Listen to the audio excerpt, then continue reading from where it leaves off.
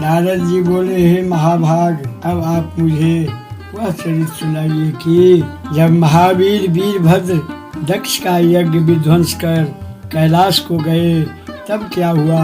ब्रह्मा जी बोले, जब रुद्र की सेना से घायल देवताओं ने मुझसे जाकर दक्ष यज्ञ विध्वंस का समाचार कहकर दक्ष के मारे जाने का समाचार दिया तो मुझे बड़ा क्रोध हुआ और मैं सोचने लगा कि अब देवताओं को सुखी बनाने के लिए मैं क्या करूं और दक्ष भी जीवित हो जाए तथा उसका यज्ञ भी पूर्ण हो गए। तब विष्णु का स्मरण करते ही जो मुझे ज्ञान हुआ तो मैं उनके पास वैकुंठ लोक पहुंचा और विष्णु जी की जब स्तुति की तो उन्होंने मुझसे कहा कि दक्ष ने अपराध किया जो अपने यज्ञ में शिव जी को भाग नहीं दिया, जिसके लिए हम सभी देवता शिव जी के पास अपराधी हैं। अतएव अब आप सभी देवता शिव जी की शरण में जाकर उनके चरण पकड़ उन्हें प्रसन्न करें, तभी शांति होगी, अन्यथा प्रलय हो जाएगी। इसके लिए मैं भी आप लोग के साथ चलने को तैयार हूँ। ऐसा कहकर विष्णु जी मेरे साथ कैलाश चलने को उद्यत हुए। हम लोग अलकापुरी से आगे उस विशाल वट वृक्ष के पास पहुँचे कि जहाँ दिव्य योगियों से सेवित श्रेष्ठ शिव जी विराजमान थे। उनके चारों ओर अनेक गण और यक्षों के स्वामी कुबेर विराजमान थे। तब उनके निकट पहुंचकर विष्णु आदि समस्त देवताओं ने बार बार नमस्कार कर उनकी अनेक विभूतियों और नामों सहित स्तुति की और कहा कि हे दया सागर, हे महेश्वर, हे परमेश्वर, आपकी कृपा के बिना हम सब नष्ट भ्रष्ट हो गए हैं। अतएव अब आप प्रसन्न होकर हमारी रक्षा कीजिए। हे शंकर जी, हमें अनेक आपत्तियों से बचाइए। हे नाथ, आप प्रसन्न होकर दक्ष के यज्ञ को पूर्ण करें। भंग देवता की पहले जैसी आंख हो जाए, यम यजमान जीवित हो, उषा के दांत हो जावे तथा मृगी की दाढ़ी फिर पहले के समान ठीक हो जावे। आपकी कृपा से इन देवताओं को आरोग्यता लाभ हो गए। हम लोग इस अवशिष्ट यज्ञ कर्म में आपका भाग देंगे तथा इसलिए उस यज्ञ को फिर से रचना चाहते हैं। ऐसा कहकर मुझ ब्रह्मा सहित विष्णु जी हाथ जोड़े शिव जी के चरणों पर गिर पड़े। 40वां अध्याय संपूर्ण। 41वां अध्याय। ब्रह्मा जी बोले, देवताओं सहित विष्णु स्तुति से भगवान शंकर प्रसन्न हो देवता को धैर्य बंधाते हुए बोले कि हे देवो सुनो, मैं तुम पर क्रुद्ध हूँ, फिर भी तुमको क्षमा करता हूँ। दक्ष के यज्ञ को मैंने विध्वंस नहीं किया है, किंतु जो दूसरों का बुरा चाहता है उसी का बुरा होता है। दक्ष ही उस यज्ञ का सिर है, अतएव उसका बकरे जैसा सिर होगा। भग देवता सूर्य के नेत्र से यज्ञ भाग को देखेंगे तथा पूषा के टूटे हुए दांत हो जाएंगे और जजमान दिए हुए यज्ञ के भाग का उपयोग कर सकेंगे। यह मैं सत्य कहता हूँ। मेरा विरोधक भृगु फिर बकरे सी दाढ़ी पाएगा और मेरे गणों द्वारा मारे गए देवताओं के अंग भी ठीक हो जाएंगे और सभी अधर्मयुग प्रसन्न होंगे। यह कहकर वेदों के अनुसरण करता परम दयालु चराचरपति सम्राट शंकर मौन हो गए। तब उनका यह कहता सुन देवताओं को बड़ी प्रसन्नता हुई तथा सबने शिव जी को धन्यवाद दिया। फिर देवर्षियों सहित शिव जी की उस यज्ञ में आने के लिए आमंत्रित कर हम लोग यज्ञ के उसी स्थान में आए जहाँ की कनखल नामक स्थान में दक्ष ने यज्ञ आरंभ किया था।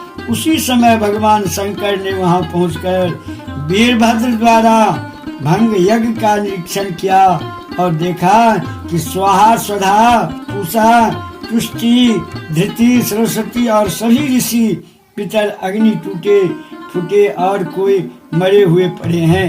यज्ञ की यह दशा देखकर वीरभद्र को बुला भगवान शंकर ने हंसकर उससे यह कहा कि हे महाबाहो वीरभद्र, यह तुमने क्या किया? हे तात, तुमने ऋषियों को इतना कठिन दंड इतने शीघ्र दे डाला। अच्छा, तो अब तुम शीघ्र ही दक्ष का वह मृतक शरीर लाओ कि जिसने इस यज्ञ को आरंभ किया था। शिव जी के इतना कहते ही वीरभद्र ने दक्ष का सिर सहित शरीर लाकर शीघ्र ही उनके सामने रख दिया। तब उसे सिर रहित देख शिव जी ने वीरभद्र से कहा कि इसका सिर कहाँ है? वीरभद्र ने कहा, उसे तो मैं पहले ही अग्नि में हवन कर दिया है। शिव जी ने देवताओं से कहा, देखो मैंने जो पहले कहा था वही हुआ। फिर भगवान शंकर ने यथोचित पशु अर्थात बकरे का सिर लेकर प्रजापति दक्ष के सिर पर जोड़ दिया और ज्यों ही कृपा दृष्टि से देखा वह जीवित होकर उठ बैठा। उसने उठते ही प्रसन्न चित्त होकर भगवान का दर्शन किया। उसका कलुषित हृदय निर्मल हो गया। फिर ज्यों ही कल्याण बालक भगवान शिव की विनम्र भाव से स्तुति करने लगा। उसकी स्तुति सुन भगवान शंकर प्रसन्न हो गए और पुनः विष्णु और मुझ ब्रह्मा ने भी इंद्रादि देवताओं और लोकपालों सहित शंकर जी की स्तुति की। 41वां अध्याय संपूर्ण। बोल प्रेम से महाशिव पुराण भगवान की जय। 42वां अध्याय। ब्रह्मा जी बोले, इन स्तुतियों को सुनकर शंकर जी प्रसन्न हो गए और उन्होंने सबकी ओर कृपा दृष्टि से देखकर दक्ष से कहा कि हे प्रजापति दक्ष, सुनो, यद्यपि मैं स्वतंत्र ईश्वर हूँ तथापि भक्तों के बस में हूँ। चारों भक्तों में ज्ञानी सबसे श्रेष्ठ हैं। ज्ञानी मेरा ही स्वरूप है और उससे अधिक प्रिय मुझे कोई नहीं है। वह कर्म परायण मनुष्य मूर्ख है जो वेद यज्ञ दान और तप आदि से मुझे जानना चाहता है। इसी प्रकार तू केवल कर्म के द्वारा ही संसार सागर से तरना चाहता था। तेरा यह कर्म मुझे अच्छा न लगा और मैंने तेरे यज्ञ का विध्वंस कर दिया। हे दक्ष, अब तुम मुझे परमेश्वर मानकर बुद्धि पूर्वक ज्ञान परायण हो, सावधानी से कर्म कर। तू यह जान कि मैं शंकर ही संपूर्ण जगत का दृष्टा हूँ। मैं ही जगत की उत्पत्ति, स्थिति और संहार करता हूँ और क्रिया के अनुसार विभिन्न नामों को धारण करता हूँ। विष्णु भक्त का अर्थ यही नहीं है कि वह मेरी निंदा करे। मेरा भक्त भी विष्णु की निंदा नहीं कर सकता। यदि ऐसा करेगा भी तो हम दोनों के साथ से उसे तत्व की प्राप्ति नहीं हो सकती। इस प्रकार शंकर जी के सुख कारक वचनों से वहाँ स्थित देवता मुनि सभी प्रसन्न हो गए। दक्ष बड़े प्रेम से शिव की भक्ति करने लगा। समस्त देवता कुटुंब सहित भगवान शंकर को परमेश्वर मानने लगे। जिसने जैसी स्तुति की थी भगवान ने उन्हें वैसा ही वर दिया। दक्ष प्रसन्न हो शीघ्र ही शिव जी का नाम जपने लगा। शिव जी की कृपा से उसने अपना यज्ञ पूर्ण किया। सब देवताओं को यथा योग्य उनका भाग दिया। शिव जी को भी उनका भाग दिया। ब्राह्मणों को भी बहुत सा दान दिया। दक्ष ने विधि पूर्वक ऋषियों द्वारा यज्ञ के बड़े कार्य को समाप्त कराया। पर ब्रह्म शंकर की कृपा से यज्ञ पूर्ण हुआ। सब देवता और ऋषि आदि भगवान शंकर का यश गाते हुए अपने धाम को गए। मैं और विष्णु भी मंगलदायक उनके सब नामों का उच्चारण करते हुए अपने लोक को चले गए। इस चरित्र को पढ़ने सुनने वाला ज्ञानी हो उत्तम सुख और दिव्य गति को प्राप्त होता है। इस प्रकार दक्ष पुत्री सती देवी अपना शरीर त्याग कर हिमालय की पत्नी मैना के गर्भ से उत्पन्न हुए और महातप कर फिर शंकर जी को प्राप्त किया। 42वां अध्याय संपूर्ण। 43वां अध्याय रुद्र संहिता सती खंड। ओम नमः शिवाय। श्री शिव महापुराण रुद्र संहिता पार्वती खंड। पहला अध्याय। नारद जी बोले, हे ब्रह्मन, सती ने पर्वत की कन्या होकर कैसे तप कर शिव जी को प्राप्त किया, वह वर्णन कीजिए। ब्रह्मा जी बोले कि हे मुनि, जब सती ने दक्ष के यज्ञ में अपना शरीर त्याग दिया तब उन्होंने हिमाचल के घर जन्म लेने का विचार किया, क्योंकि शिवलोक में स्थित मैना ने सती देवी के लिए आराधना किया था। समय आने पर वही देवी अपना शरीर त्याग मैना की पुत्री बन गई। तब इस जन्म में उन सती देवी का नाम पार्वती हुआ और उन्होंने नारद जी का उपदेश ग्रहण कर अत्यंत कठिन तप कर शिव जी को प्राप्त किया। नारद जी बोले, हे ब्रह्मन, अब उसी मैना की उत्पत्ति, विवाह और दरिद्र चरित्र मुझे सुनाइए। यह मैना धन्य थी कि जिनकी पति सती पुत्री हुई। ब्रह्मा जी बोले, हे नारद, अब तुम पार्वती की माता का वह परम पवित्र चरित्र सुनो कि जो बड़ा ही भक्ति वर्धक है। उत्तर पश्चिम दिशा में हिमाचल नामक एक महान राजा था, जो अपने श्रेष्ठ पर्वत की सब समृद्धियों से युक्त है और बड़ा ही तेजस्वी था। उस पर्वत का बड़ा ही दिव्य रूप है और जो सर्वांग सुंदर विष्णु का रूप संतों का प्रिय और शैलराज के नाम से प्रसिद्ध है। वह हिमालय भी कहा जाता है और उस पर्वत के जंगल और स्थिर दो भेद हैं। उसी शैलराज ने अपने कुल की स्थिति और धर्म वर्धन के लिए अपना विवाह करने की इच्छा की। तब उसकी इच्छा होते ही समस्त देवतागण पितरों के पास गए और बोले कि यदि आप सभी लोग अपना कर्तव्य पालन करना चाहते हैं और यह चाहते हैं कि देवताओं को कार्य होवे, तो आप मंगल रूपनी कन्या मैना का विवाह हिमालय पर्वत के साथ कर दीजिए। इससे सभी का भला होगा और देवता के पग पग पर होने वाले दुख और हानि का नाश होगा। ब्रह्मा जी कहते हैं, देवताओं का यह कथन पितृगणों को अच्छा लगा और उन्होंने अपने पुत्रियों के साथ की बात याद कर पुत्री मैना का विवाह हिमालय के साथ कर दिया। उस विवाह में बड़ा उत्सव हुआ और हरि आदि सभी देवता और मुनि वामदेव विवाह में सम्मिलित हुए। फिर विवाह का उत्सव समाप्त होने पर सभी देव और मुनीश्वर शिव पार्वती का ध्यान कर अपने धाम को चले गए। दूसरा अध्याय। नारद जी बोले, हे ब्रह्मन, अब आप मेनका की उत्पत्ति और पितरों के शाप की कथा भी कहिए। ब्रह्मा जी कहने लगे, हे नारद, मेरे पुत्र यक्ष के 60 पुत्रियां हुए, जिनका विवाह उसने कश्यप आदि महर्षि के साथ कर दिया था। उनमें स्वधा नाम वाली कन्या को उसने पितरों को दिया था कि जिससे धर्म मूर्ति 3 कन्याएं उत्पन्न हुई। उनमें बड़ी पुत्री का नाम मेनका, दूसरी का नाम धन्या और तीसरी का नाम कमलावती था। हे मुनीश्वर, एक समय ये तीनों बहनें श्वेत द्वीप में विष्णु जी के दर्शन करने गई तो वहाँ बड़ा भारी समाज एकत्रित हो गया, जिसमें ब्रह्मपुत्र सनकादिक भी आए और सबने विष्णु जी की स्तुति की और सनकादियों को देखकर सब लोग उनके स्वागतार्थ उठ खड़े हुए, परंतु ये तीनों बहनें उनके समादर के लिए न उठे, क्योंकि शंकर की माया ने उन्हें मोहित कर दिया था। उसने इस दुर्व्यवहार से क्रुद्ध होकर सनकादियों ने उन्हें दंडित करना चाहा और योगीश्वर सनत कुमार ने उन्हें यह शाप दे दिया कि तुम तीनों श्रुति की जानने वाली थी, तुमने अभिमान बस हमें खड़े होकर अभिवादित नहीं किया और नमस्कार भी नहीं किया, अतएव तुम स्वर्ग से दूर जाकर मनुष्य बन जाओ। अब तुम तीनों मनुष्य को की स्त्रियां बनो। ब्रह्मा जी कहते हैं कि उन तीनों साध्वी बहनें ने चकित होकर ऋषि का वचन सुना और सिर झुकाकर उनके चरणों पर गिरती हुई बोली, हे मुनि वर्ज, इस समय प्रसन्न हो जाइए, हम लोग मूढ़ हैं, इसी से हमने आपको प्रणाम नहीं किया।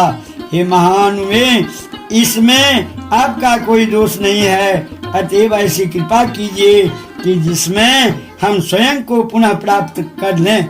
शिव जी की माया वह माया सनत कुमार पर चढ़ बैठी।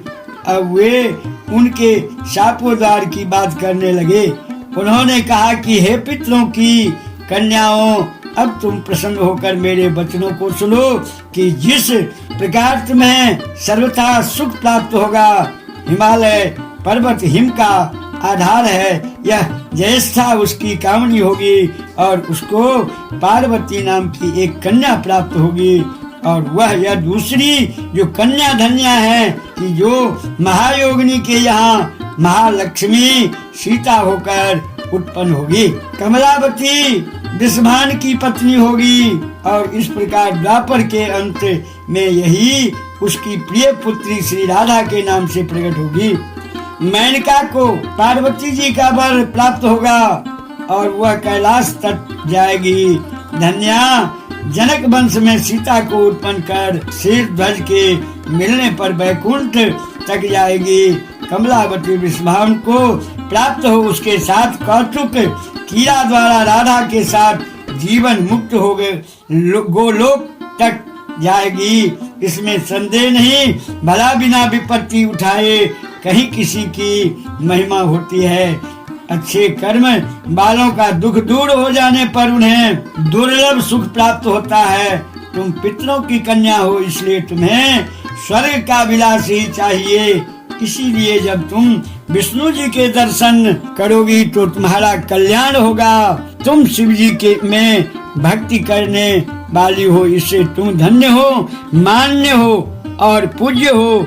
मैना में पार्वती देवी उत्पन्न हो, अपने कठिन तप के द्वारा शिव की प्रिया और धन्या की पुत्री सीता रामचंद्र की पत्नी होगी तथा कलावती की पुत्री राधा श्री कृष्ण की पत्नी होगी।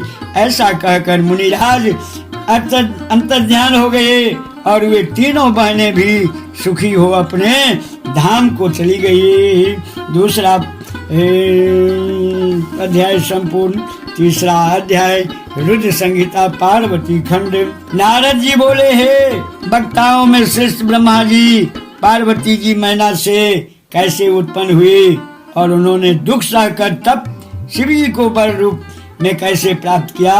ब्रह्मा जी बोले, हे मुनि, जब मैना से विवाह कर पर्वत अपने घर का आ गया और प्रसन्न हो मैना के साथ विभिन्न सुखदायक स्थानों में जाकर विहार करने लगा, उसी समय सब देवताओं को साथ लिए विष्णु जी हिमालय के पास गए। हिमालय ने अपने को सब प्रकार भाग्यशाली जाना और उनका बड़ा सत्कार किया। उनसे कहा, आज मेरा जन्म सफल हो गया, आज मेरा बड़ा तप ज्ञान और सभी कार्य सफल हो गए कि इस प्रकार आप सब लोगों को एक ही साथ अपने घर आया हुआ देख रहा हूँ। कहिए मेरे योग्य क्या सेवा है। यह सुनकर हरि आदि देवताओं को विश्वास हो गया कि अब मेरा कार्य सिद्ध होगा। उन्होंने हिमालय से कहा कि हे महाप्रज्ञ, जो पहले जगदम्बा उमा दक्ष की कन्या शिव जी की पत्नी हुई थी और जिन्होंने अपने पिता के अनादर से अपने प्रण का स्मरण कर अपना शरीर त्याग दिया था, वह सारी कथा आपको भी ज्ञात है। अब वही आपके घर में प्रकट हो, आप इसके लिए उपाय करें। इसलिए हम लोग यहाँ आए हैं। ब्रह्मा जी कहते हैं कि हरि आदि के ऐसा कहते ही हिमालय ने तथास्तु अर्थात ऐसा ही हो कह दिया। तब सब देवता शंकर के पत्नी उमा की शरण में गए और एक अच्छे स्थान में बैठकर जगदम्बिका का स्मरण करने लगे। उन्होंने दंडवत कर उन देवी को प्रसन्न करने के लिए कहा, हे उमा, हे देवी, हे माता, आप सर्वदा शिवलोक निवासिनी और सर्वदा ही शिव की प्रिया हैं। हे दुर्गे महेश्वरी, हम सब आपको प्रणाम करते हैं। इत्यादि इस प्रकार उनकी बड़ी स्तुति की। तीसरा अध्याय संपूर्ण। चौथा अध्याय। ब्रह्मा जी बोले, जब देवताओं ने इस प्रकार स्तुति की तो कष्ट निवारणी दुर्गा देवताओं के समक्ष प्रकट हो गई। उनका अपूर्व तेज था। सभी देवता उनकी स्तुति करने लगे कि हे माता, क्षमा कीजिएगा हे शिवे, अब सनत कुमार के वचन पूर्ण कीजिए। हे देवी, अब तुम फिर पृथ्वी पर अवतार लेकर शिव जी की पत्नी बनो और अपनी अद्भुत लीला से देवताओं को सुखी बनाओ। इससे कैलाशवासी शंकर जी भी प्रसन्न होंगे और सभी का दुख दूर हो जाएगा।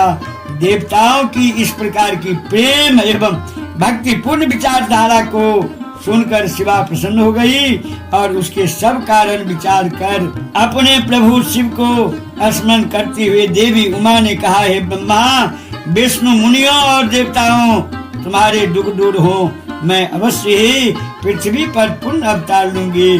उसके और भी कारण हैं। पहले हिमाचल और उनकी पत्नी ने मेरी सेवा की है, अब भी वे भक्ति पूर्वक मेरी सेवा करते हैं, इसलिए मैं हिमाचल के घर प्रकट होंगे, जिससे तुम्हारे सब दुख दूर हो जाएंगे। मैं जानती हूँ कि जब से मैंने शरीर छोड़ा है, तब से मेरे पति मेरी चिंता में दिगंबर हो गए हैं और मुझ सती के वियोगी महेश्वर आज भी मेरा वियोग नहीं सहन कर पा रहे हैं। मेरे कारण उन्होंने कुबेश धारण कर लिया है, गले में अस्थियों की माला पहन ली है और कभी शांति नहीं पाते तथा निरंतर जागते ही रहते हैं। वे रुद्र मेरा पानी ग्रहण करना चाहते हैं, तब मैं हिमाचल के घर जाकर अवतार लूंगी।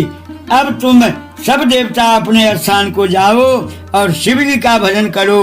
उमा की कृपा से निस्संदेह तुम्हारे सब दुख दूर होंगे। यह कहकर वह विश्व माता अपने लोक को चली गई। देवता भी अपने धाम को चले गए। दुर्गा का यह चरित्र जो ध्यान से पढ़ेगा और सुनेगा, उसकी सब मनोकामनाएं पूर्ण होगी। चौथा अध्याय संपूर्ण। पांचवा अध्याय। ब्रह्मा जी बोले, जब देवता हिमालय तथा मैना को उपदेश करके चले गए थे, तभी से वे दोनों स्त्री पुरुष भगवान रुद्र तथा जगदम्बा के ध्यान में निमग्न रहने लगे और उनका श्रद्धा से पूजन करने लगे। हे उमा देवी, वे उमा देवी को संतान रूप में पाना चाहते थे। ब्राह्मणों को दान देकर उमा देवी का चैत्र मास से व्रत तथा पूजन आरंभ कर दिया। वह व्रत तथा पूजन उनका 27 वर्ष प्रयत्न चलता रहा। सबसे पहले अष्टमी के दिन उपवास किया, फिर नवमी के दिन धूप दीप गंधादि से उमा देवी का पूजन किया गया। उसके बाद कभी जल के आहार से, कभी वायु के आहार से, कभी निराहार रहकर व्रत पूर्ण किया। व्रत से पूर्ण होने पर उमा देवी दोनों पति पत्नी पर प्रसन्न होकर शीघ्र ही उनके सामने प्रकट हो गई और हंसकर मैना से बोली, हे हिमालय प्रिय, तुमने केवल मेरी प्राप्ति के लिए व्रत तप आदि साधन किए हैं, उनसे मैं अतीव प्रसन्न हूँ, इसलिए अपनी इच्छा से वर मांग लो।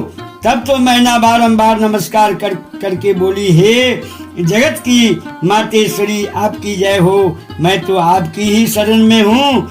यदि आप मुझ पर प्रसन्न हैं तो पहला वर मुझे यह दें कि मुझे बड़ी आयु वाले बलवान पराक्रमी ऋषि सिद्धियों युक्त 100 पुत्र प्राप्त हो।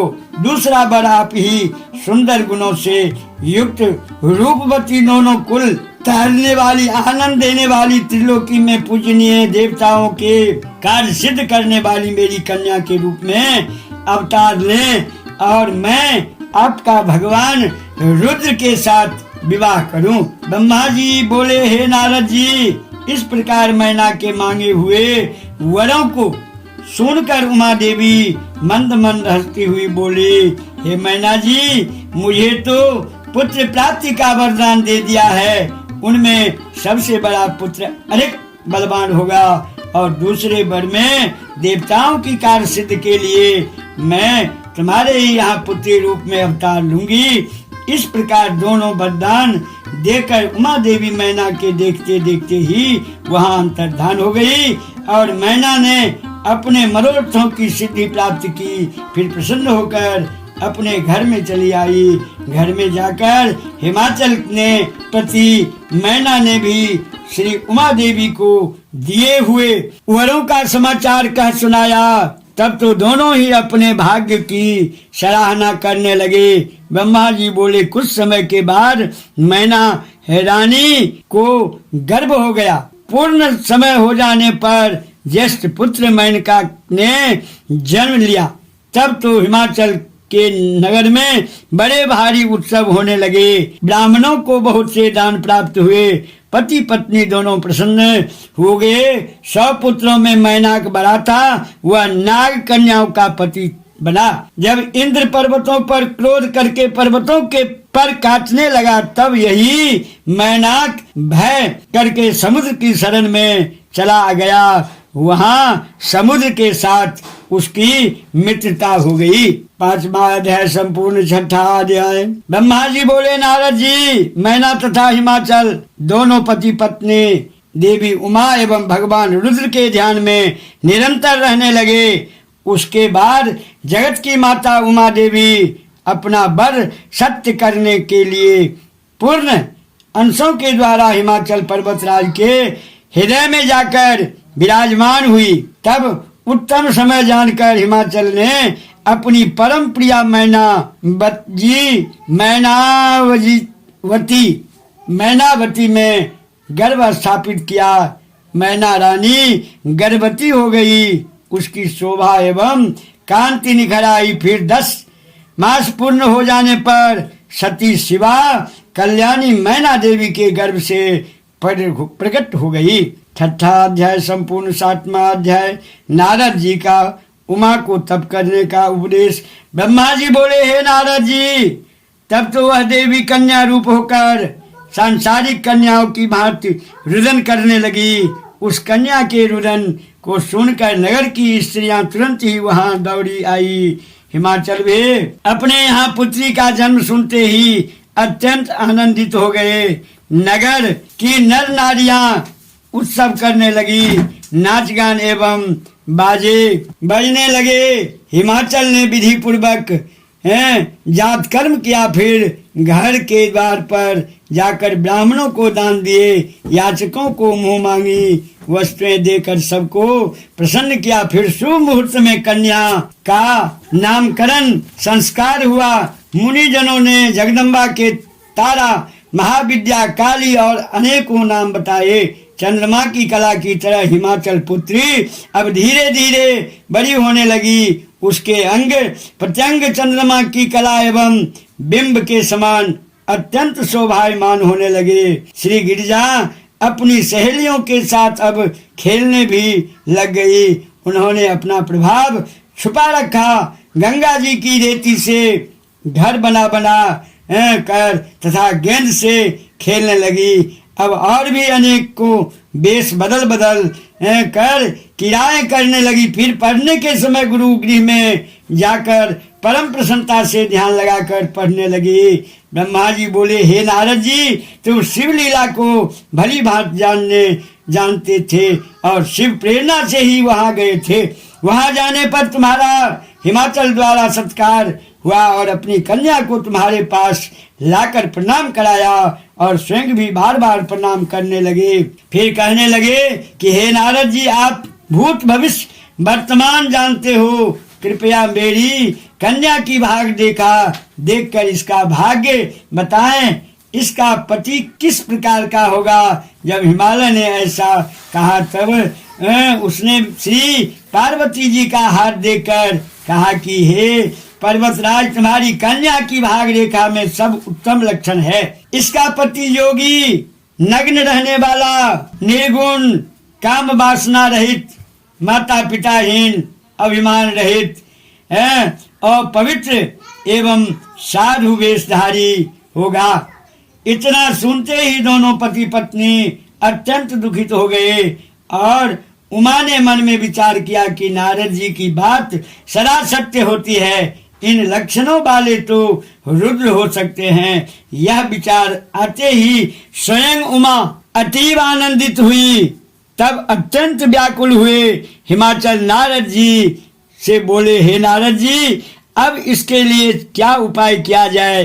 नारद जी ने उत्तर दिया कि हे हिमाचल जी, इस रेखा का फल तो अवश्य मिलेगा, किंतु ऐसा होने पर ही यह सुख पूर्वक रहे, इसके लिए उत्तम उपाय कहता हूँ। जितने भी मैंने इसके पति के लक्षण रेखा द्वारा कहे हैं वे सब भगवान रुद्र में दिखाई देते हैं, किंतु भगवान रुद्र में यह अशुभ लक्षण भी शुभ समझे जाते हैं, क्योंकि समरथ नहीं दुख दोष गोसाई, सामर्थ के गुण दोष नहीं, रवि पावक सुरसरी की नाई, अतः वह समर्थ है।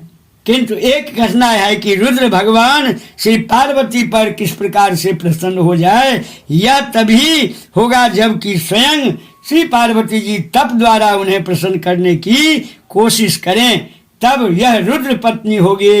इस प्रकार दोनों पति पत्नी को कहकर तुम वहां से चले गए। 7वां अध्याय पूर्ण। बोल ब्रह्मश्री महापुराण की जय।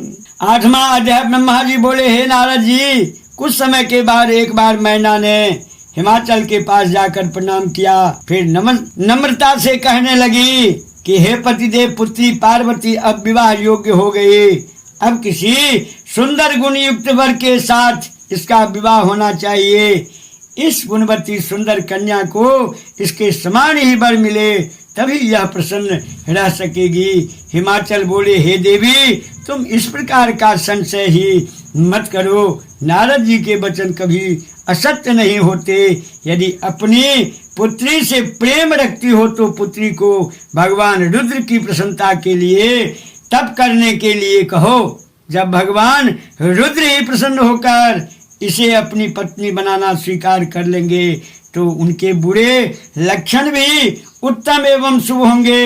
इतना सुनकर मैना प्रसन्न हो गई, किंतु उमा की कोमलता देखकर मन व्याकुल सा हो गया और आंखों से अश्रुधारा बह चली, मुख से वाणी न निकल सके।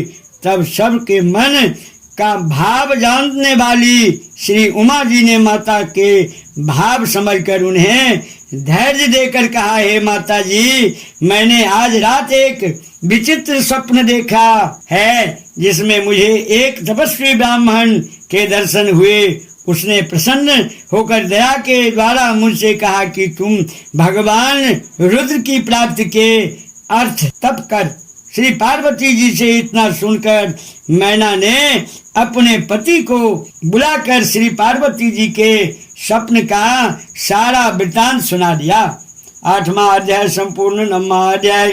ब्रह्मा जी बोले, हे नारद जी, उधर भगवान शंकर भी अपनी प्राणेश्वरी श्री सती जी के विरह में व्याकुल होकर अपने गणों को श्री सती जी के अनेकों गुण एवं उसकी सुशीलता आदि सुनकर कुछ दिन कैलाश पर विराजमान रहे, फिर गृहस्थ धर्म को त्याग कर नग्न होकर कुछ समय तक सब लोकों में घूमते रहे।